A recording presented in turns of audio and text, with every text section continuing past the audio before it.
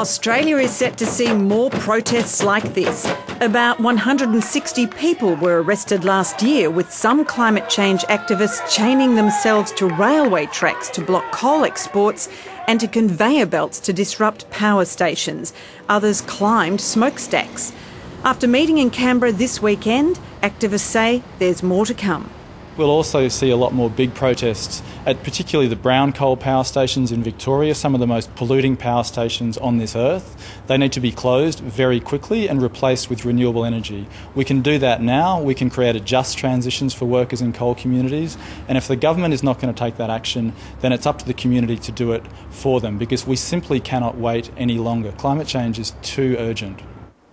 Federal and state governments are reviewing the laws dealing with such disruptions after a request from the country's state and federal energy ministers. That shows you how seriously all energy ministers around Australia, including the federal minister, see this action that was taken last year in various places. In 2007, activists shut down Victoria's Loy Yang power station for 5 hours. This action they describe as being peaceful only has the veneer of being peaceful when indeed the outcome of the action has the high risk that electricity supply will be cut off to large communities with harmful impacts on those large communities. The kind of protests that we've seen at coal power stations have not resulted in any of those sorts of problems. Protesters in the United Kingdom were last year acquitted of criminal damage charges after one of the world's leading climate change scientists, James Hansen from NASA, testified that coal-fired power stations were causing greater damage to the public good through dangerous global warming.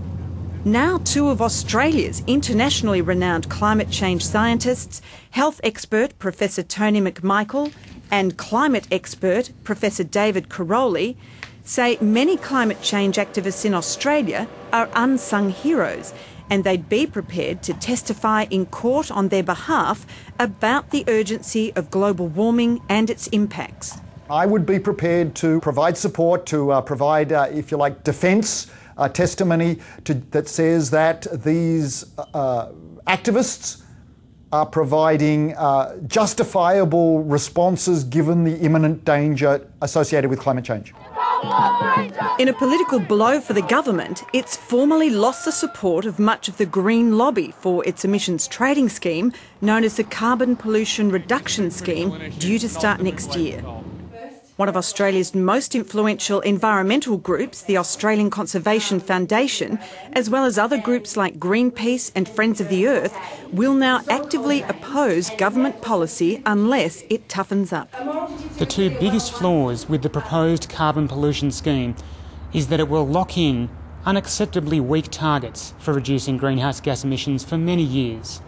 It will also see billions of dollars going to big polluters. But the New South Wales Minerals Council says the scheme's targets are already steep enough. It is a very tough target, and there is no other country in the world that has one. A draft of the legislation will be released publicly later this month. Margot O'Neill, Lateline.